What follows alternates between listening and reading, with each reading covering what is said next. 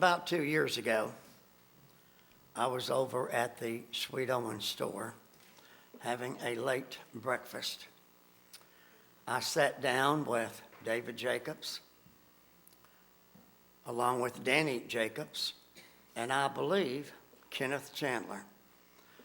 And the four of us, was talking about UK sports. David had mentioned the name of Mitch Barnhart. I knew that name through the sports world. But it was at that conversation that he told me that Mitch was a good speaker. He loved the church. He loved speaking on behalf of the Lord. And I thought, I wouldn't mind lining him up based upon what I've seen and know. Well, then the pandemic hit. And that changed things and put everything on hold.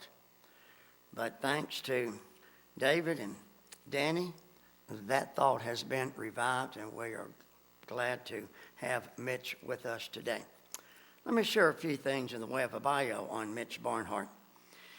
He is the current University of Kentucky Athletic Director, a position that he has held for the last 20 years. He is currently the longest serving AD in the SEC. He held that same position before coming to UK at the Oregon State University. He is a native of Kansas City, Kansas.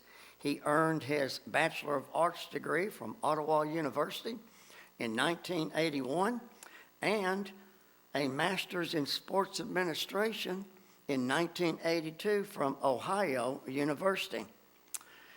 He is one of the top-ranked and respected leaders in college athletics. That, in part, is what led him to being selected as the NCAA Athletic Director of the Year in 2019 by Sports Business Journal. He currently oversees 22 UK athletic teams comprising some 500 students and has invested in the steady growth and development of each one of those programs. One of his greatest accomplishments is 8 of his students that he has worked with. He has mentored, and they too are now athletic directors across the country. As I study, as I research the impact that Mitch Barnhart has had upon so many lives, I believe that it is because, in his own words, he's always been more interested in the achievements of students, particularly student athletes, than his own. The investment in the success of UK student athletes in all facets have been the major theme in Mr. Barnhart's experience. Reaching new heights is also a theme in his personal life. Literally, reaching new heights. He is an avid mountain climber. He has scaled Mount Kilimanjaro, the highest mountain in Africa, along with 2 of the most challenging mountain peaks in the United States, Mount Rainier in Washington and the Grand Tetons in Wyoming. I have been to both of those, but I've not climbed either one.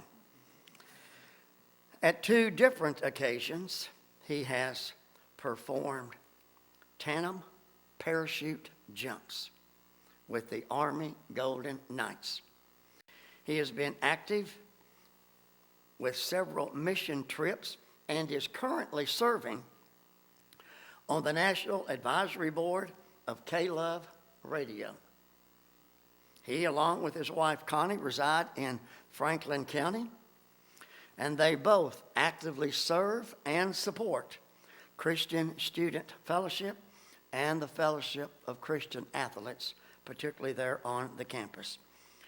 They have 3 children, 4 grandchildren. Now let me say this. In my observation over the years, the things that I've heard, the things that I've seen, the things that I have observed from the life and the era of Mitch Barnhart is the fact that he has gained so much respect and appreciation by everyone that knows him, including myself. He is a man of integrity. He's a man of character. He's a man of high values. I am honored to have him with us today sharing. So let's make welcome. Let's be in prayer. Mitch Barnhart.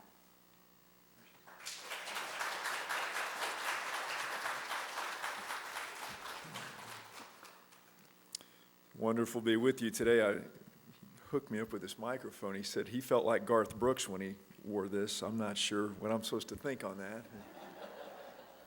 I don't feel like Garth Brooks. I know I don't sound like Garth Brooks, nor do I look like Garth Brooks. So it's a pleasure to be with you all today, and had a chance to drive up from Franklin County, and just a wonderful drive, pretty drive on the way up here. And my wife and I bought a farm about 2 years ago to get away from. We had a lot of people in our neighborhood that would come by and give me advice, place to call, things to give to the coaches. And so after a period of that, you say, okay, we've seen it. We've had enough of that. So we got to the country. My wife grew up on a farm, and so we found some land on the Elkhorn Creek in Franklin County. It's been pretty sweet. So we enjoyed being out there. But it's wonderful to drive and come up this way, and wonderful to see you.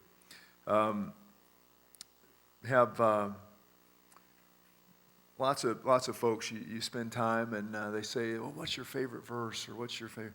And I never really thought about it a whole lot, but I thought today I'd share a couple things that sort of stand out in my mind, a couple things that have been important to me for a long period of time, and share a few stories of some of the folks that have impacted some of the things we're doing at UK, and try and blend those together a little bit. So if you'll indulge me, we'll journey on a little bit and see where we go.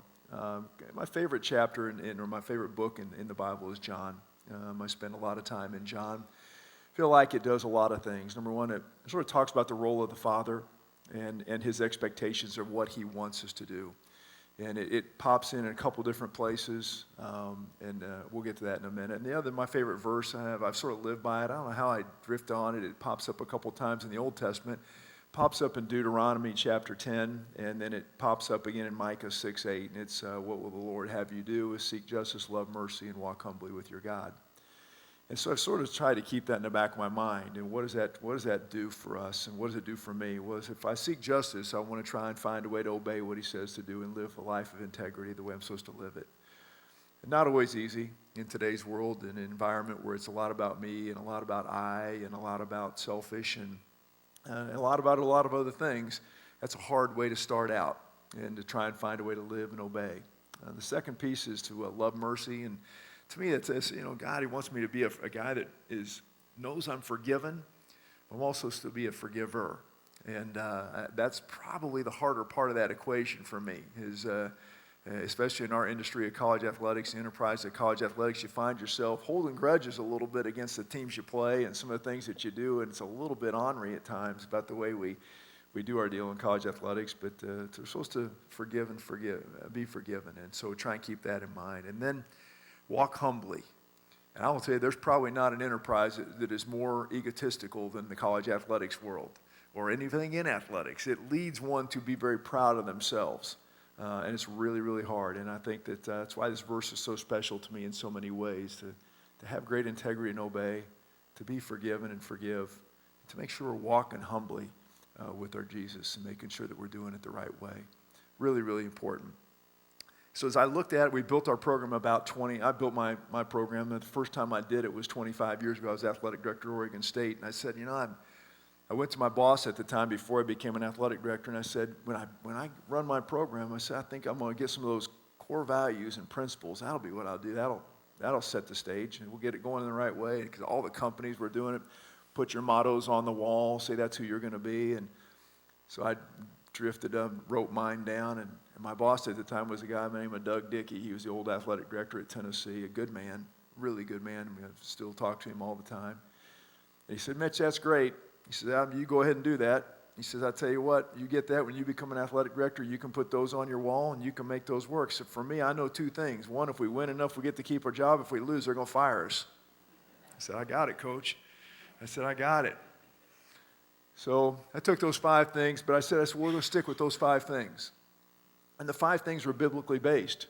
And they're on our wall today. I've used them for 25 years. But in our world, in the environment we're in the public arena that we're in, we're allowed to only use it in certain ways. But we've kept them 5. But I always tell our athletes, I said, it's biblically based. These 5 things are biblically based. 1, we're going to be people of character. We're going to make sure we do it the right way. We're going to make sure that we make decisions from the heart the right way, and everybody that knows Jesus Christ knows that's from the Holy Spirit, man. If you got the Holy Spirit in your heart, He will guide you to make right decisions. For our young people, I tell them it's decisions of the heart. When you go and you're out on a Friday night, or you're out on a Saturday night, or you're walking with friends, your heart will guide you and tell you whether you're leaning right or wrong, and you need to listen to the direction of your heart. Second thing we talk about is having great integrity. Do you have integrity? Well, that's different from the heart, because integrity in our world is decisions of the brain. Everyone has the rules, and we all know the boundaries that are laid on us every day. Everyone knows that. The challenge is, are we letting our heart guide the head and making those 2 things work together to make quality decisions of the heart through the integrity and the boundaries that persons have put on us, the rules that we have to live by. So those 2 things walk together, and that's how we start our deal. In God's economy, He gives us an absolute blueprint for that in the Bible. He says, here's my commandments, here's the things I would ask you to do, and this is the way I want you to lead your life. So those 2 things, the Holy Spirit in the heart and the Bible that He puts in our hands, gives us a chance to live our life the way we're supposed to live it. Third thing we talk about is education. We've got to continually be educated. There's not anything more biblical than that. God says, be in the Word. Continue to learn. You can't stop learning. You can't stop spending time with me. And so every morning, my wife and I start every morning in the same spot. These 2 chairs we've had for forever, and that's how we start our day. And it's pretty good. I'll come back to that in just a minute. Fourth thing we talk about is being good stewards of what we've been given. I tell our kids all the time, you give them 2 things. You've been given knowledge, you've been given talent. How you use those is completely up to you. Completely up to you. Your heart will guide you, but your talent, you've been God-given. And everyone's got a talent. They've been given it. What you do with that becomes sacrificial. If you're sacrificial in the giving of that talent, that's sacrificial of giving of your knowledge, that's when you've been a good steward of what you've been given. So we are given a ton of things at the University of Kentucky. Our department, our young people, the people they've been gifted, unbelievable talents in their bodies, unbelievable brains. We got to use those the right way. So we talk to them all the time about being good stewards of what they've been given. And the last thing is we talk about being great competitors, just great competitors, man. And that's so important in today's world. Why is that important in God's economy? Because God wants us competing for the hearts of men. He wants us competing for people's hearts to bring them into a relationship with Him. And so that's where the competitiveness comes out. We want to make sure we're continuing to compete for the hearts of young people and people in bringing them to Christ. Really, really important that we do that. So those are the 5 things we sort of built our program, and that leads you back into John, in the book of John. John 15, he talks about us producing good fruit and asks us to go out and work to bringing people to a relationship in Him.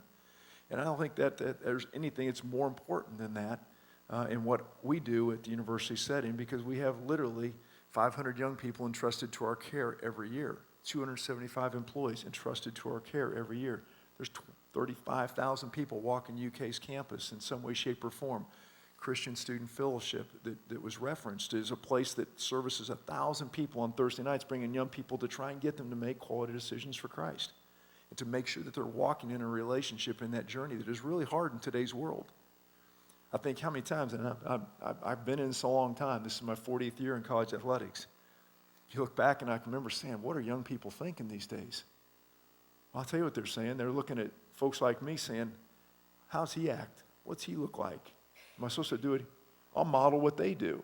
So they're only modeling in their young age what they see the older folks doing.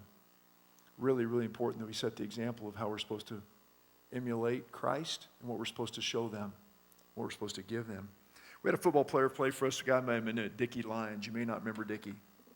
Dickie was a piece of work. There was Dickie Lyons Sr., and then there was Dickie Lyons Jr. Now, Dickie Lyons Sr. was an All-American wide receiver for the University of Kentucky. His son, Dickie Lyons Jr., came from New Orleans, and he played for us back in the early 2000s in Coach Brooks's years. And we had a little bit of a hard time with Dickie. He was one of those guys that he was a little bit of a wild man at one point in time, and he made some comments publicly after we got beat really bad at LSU. We got beat 49-0 at LSU. Before he got on the bus, he told the media, we're going to win next week at Mississippi State just like they beat us. He goes, they're going to be putting their reserves in just like we did. Oh, man, Coach was not happy about that. Long story short, fast forward 1 week, we end up beating Mississippi State. Dickie backed up his words, made some great catches, was an incredible player. He wasn't the guy, as I looked at Dickie, that I thought, wow, that's a guy that I think is going to, I didn't know where he'd end up, but where he ended up was not what I thought. He ended up he's in financial services down in New Orleans in a really, really good company. But his Christian faith walk has been unbelievable. It's really been fun to watch him grow. We brought him back to talk to our football players about 2 or 3 weeks ago. And he walked in, he says, guys, I want to tell you what time I wake up every morning. And okay. Well, he says, I wake up at 4:13 every morning. I don't wake up at 4:12. I don't wake up at 4:14. My alarm is set for 4:13 every morning. And it was from Philippians 4:13. And I thought, all right. So Dickie went on to talk about his relationship with Christ. And I love that. I thought that was incredibly heartfelt, and there's a lot of pieces to which I thought was really interesting. He says, he goes, we have a life we want to live and an unlived life. The life we live and an unlived life. And he walked through that, and he says, you can sort of see where this thing goes. It's the river of resistance. And he goes, and that river of resistance will allow us to live on one side of that or the other. We have a life we live or the unlived life that we desire. He says he says you go down the river of resistance, there's five creatures that live in the river. And he said it's sort of, you're one of those. And you got to figure out which one you are. Are you the walrus? The walrus is the one that lays there in the river, sort of lazy, just not doing a whole lot. And just not sort of accomplishing the things that God set out for you to do. You could be the shark. You can be one that drives fear into people and makes people afraid, or you're afraid of it. One or the other. You live in a life of fear. Not where God desires us to be, because we're walking in trust and walking in faith. We've got a life that we shouldn't fear. We should confidently go forward and walk with Him. Third one's the mermaid. Well, the mermaid's beautiful, provides lots of temptations and lots of things probably we shouldn't be involved in. And for our young people, boy, that's a lot of stuff. There's a lot of stuff floating around for college kids nowadays for them to be able to sit there and say, that's a life of temptation, that and that and that. They're not careful. Probably not going to help us get to the life we want. You can be the crab. Crab's pretty negative, just always finding something wrong. There's just always something wrong with the life I'm living. Not quite what I thought it'd measure up to be. Or you can be the clam. And the clam's that worrier. Man, just worries about everything. Everything's a problem.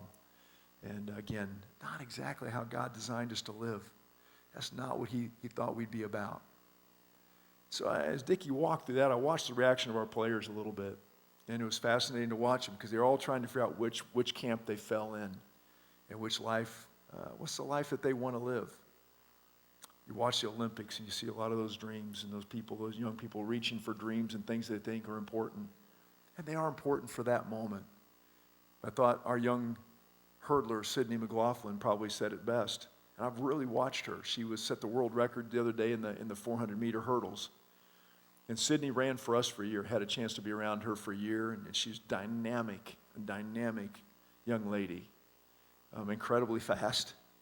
She's running the 400-meter hurdles in 52 seconds. So it's pretty quick. Most people can't run the 400 meters without the hurdles in 52 seconds. She's really fast. But she commented after she set the world record, she says, records come and go. She says, talents come and go.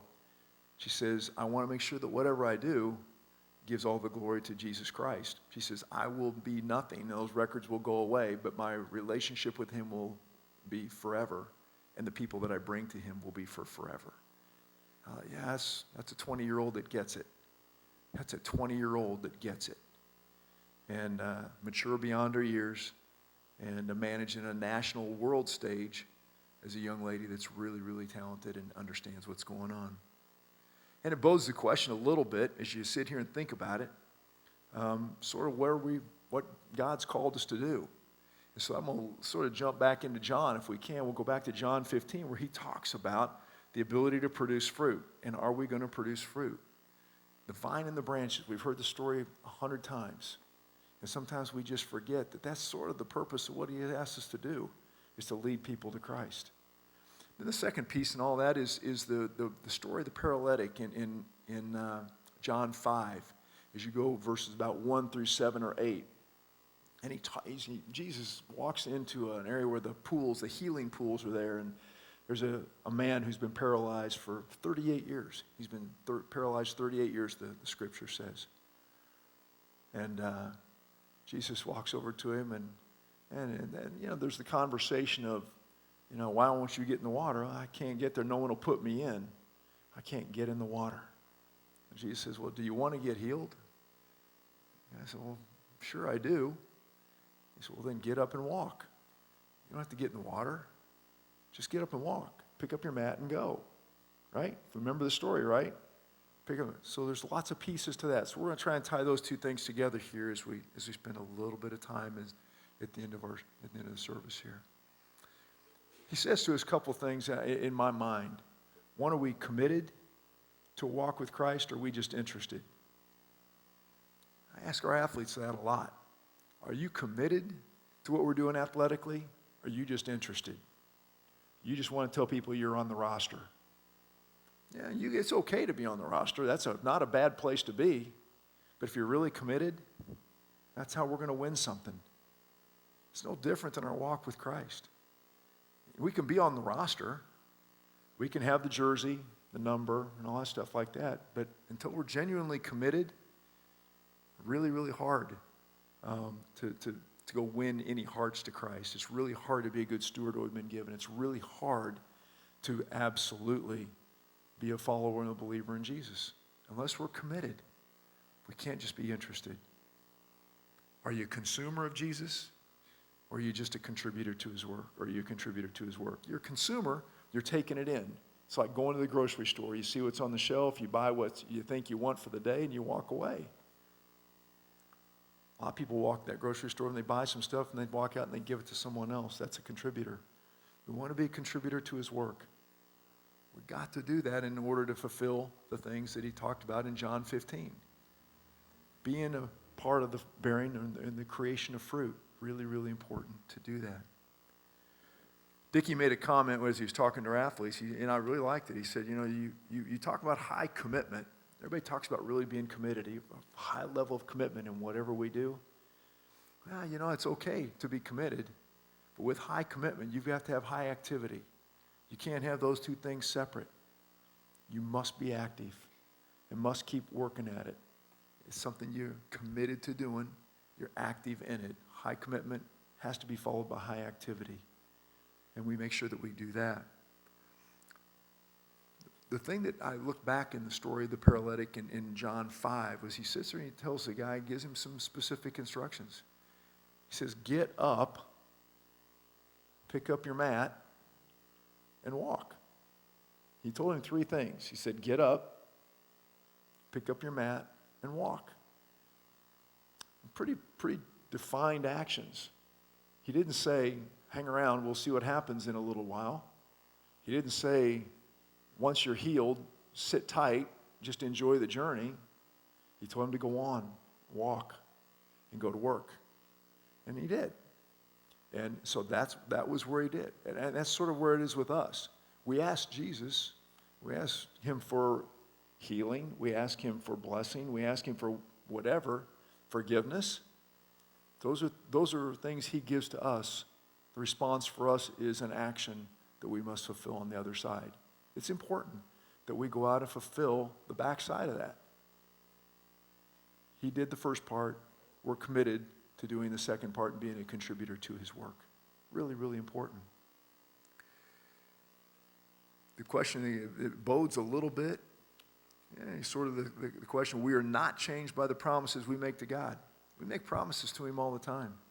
I think we're really pretty good at asking him for things. Hey, Lord, if you'll do this, I'll do this. I'm committed. I'll give you some. I'll promise you I'll do that. I'll be better.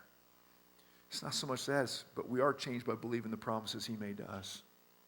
Really important. He makes lots of promises to us, and we got to believe in those promises. That's what changes the way we're no longer just a consumer, we're a contributor. We believe in the promises that he gave us. I had the opportunity to chair the men's basketball tournament last year. Of all the years you could chair the men's basketball tournament, a COVID year was probably not the year you want to do that. We had 68 teams. At one point in time, we weren't sure we were going to have a basketball tournament. March Madness, as you all know it. So back in October, November of last year, we were trying to determine whether we were going to be able to play. We met in Indianapolis, talked about playing all games in one site. Could we pull that off? Could you pull off all games in one site? I really didn't know that we could. There's only a couple cities in the country that could put that together for you because of hotel space and availabilities and venues to play the games. So it was fascinating to watch it unfold, I guess it was. We did 29,000 COVID tests in a 4-week period of time on participants and coaches and me. I got tested 41 straight days. Lovely stuff. My nose will never be the same again. We didn't get the old rapid spit in the cup test. We got the one that they love to find out if you have a nose or not, So it was great. But got to Indianapolis. We ended up playing the tournament in Indianapolis. All 68 teams up there. And we were in a controlled environment, what they called a controlled environment. My room was 416. I'll know that for the rest of my life in the hotel. We lived there for a month.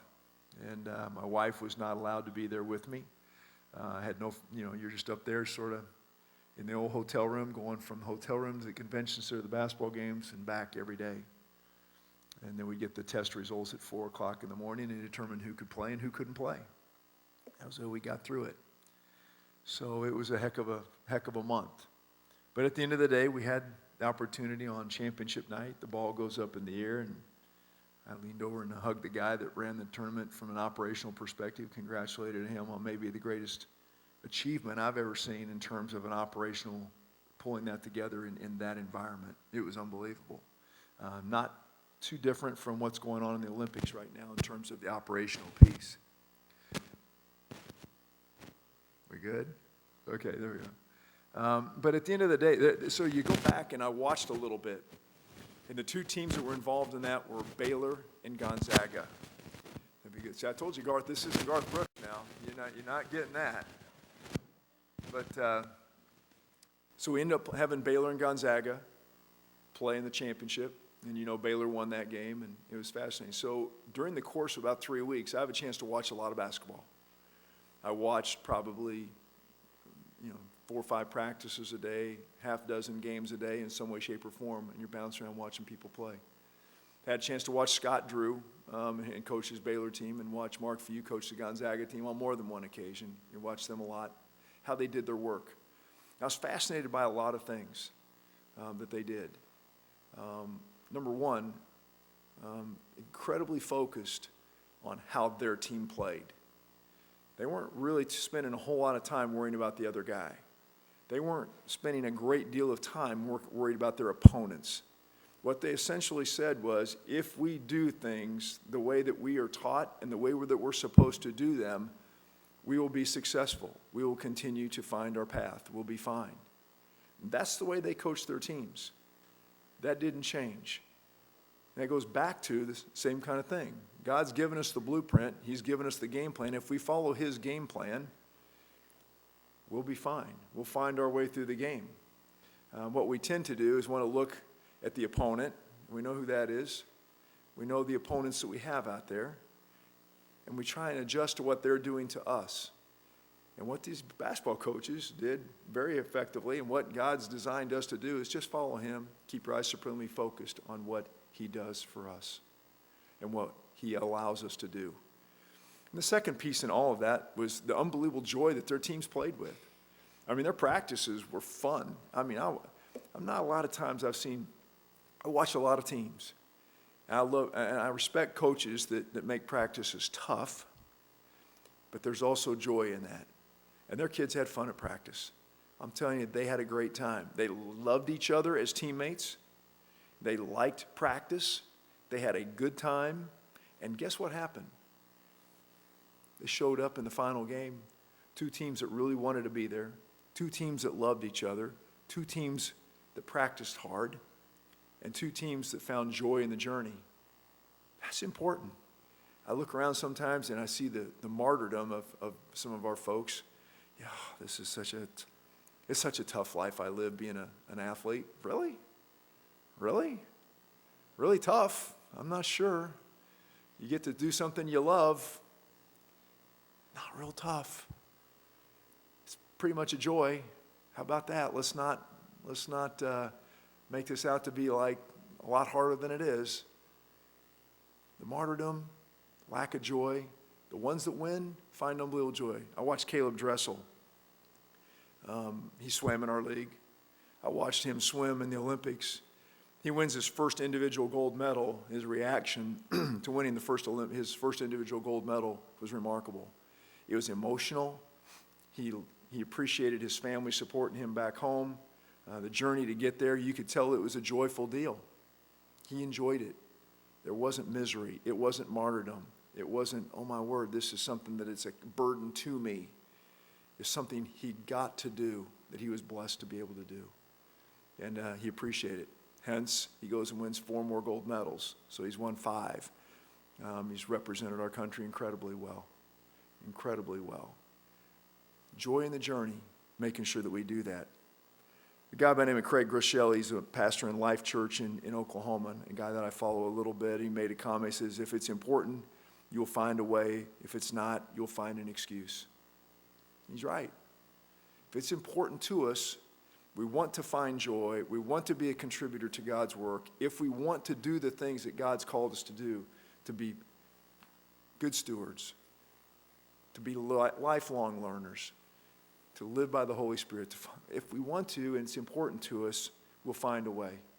If it's not, we'll find a reason. We'll find an excuse, someone else, a reason to point the finger and get away from the things that are important. I'll close with just a couple other comments, but Jordan Spieth is a golfer who I've admired for a long time. He didn't play for us.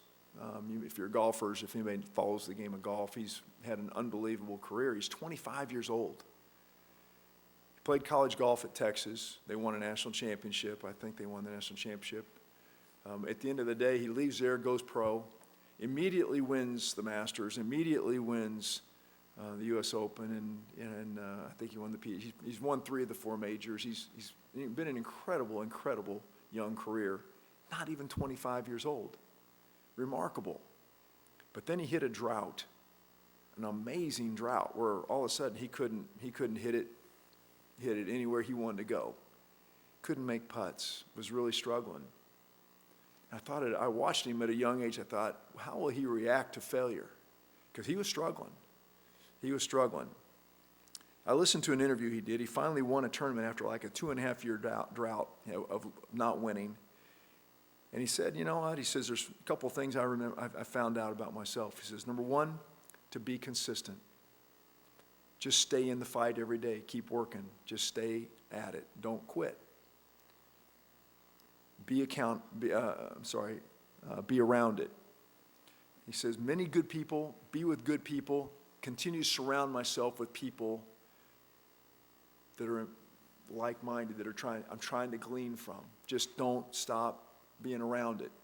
In other words, don't isolate yourself. I'll come back to that. Be informed. Don't stop learning. Really important. We've talked about that already. In the struggle, he said, I found growth. He goes, in the struggle, I found growth. And what was important, he says, I'm not changing my team. I believe in my folks.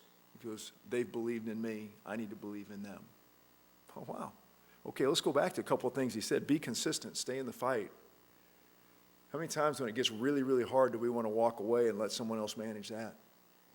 Well, that's not helpful. He said, be around it. Hang around with good people. How many times when it gets really, really hard, it gets ugly, do we do one of two things? We either go to a different group of folks or we isolate ourselves and we don't do anything.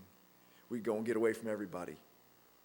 Really important to be around good people and continue to be around folks that you trust, like-minded, equally yoked, as it says in Matthew. Be informed. Don't stop learning. I said it earlier. We want to stay in the Word and don't stop learning. In the struggle, we find growth. There's going to be struggles. As he says back in John, he says, there are going to be troubles. But I have been through trouble, and he will lead you through that. And then he said he didn't change his team. And that's what God wants to make sure we're not changing our team. We stay in the fight with him and continue to wear his jersey. Last thing I'll say is simply this. It's about really a simple equation for me. It's obey, as is said in Micah. It is to forgive, and it's to keep walking humbly with Jesus Christ. That's what he's asked us to do. He's asked us to do those three things in a remarkable way. He wants us to be committed. He wants us to be contributors. But most of all, we just keep walking, keep moving forward until he calls us to a time where we're not doing that. That's what he's asked us to do. And many, many times, just before we get to the absolute things that he wants us to have or wants us to see or wants us to experience, we give up. Don't give up. Just keep walking in his footsteps. So that would be my call to you today, or my challenge to you today. Obey, forgive, have a sense of humility, and keep walking with Jesus Christ. So thanks for your time today. Love spending time with you. Great to be with you, and look forward to seeing you again somewhere along the way. God bless.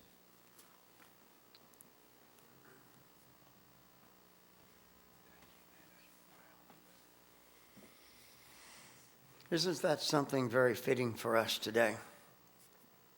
We look at the athletic world, and too many times we don't realize the correlation there with the Christian walk. Obeying, being committed, wanting to throw in the towel and quitting. Mitch, you've given us a great challenge today, and I thank you. Now I'm going to ask you to take what you've heard today and apply it to your own life. You know, one of the biggest problems with people in church, we always think the message is for somebody else. Well, I hope he was listening to that. I hope she was listening. What about me? Did I need to hear that? When do I want to not be committed? When do I want to throw the towel in? See, there's a lesson there, Mitch, for every one of us. We're going to stand and we're going to sing an invitation here in a minute. And if God has spoken to you in any way whatsoever, be more committed, get more involved, to do the things that he would have you to do, this may be your time. Say, okay, Lord, I'm ready.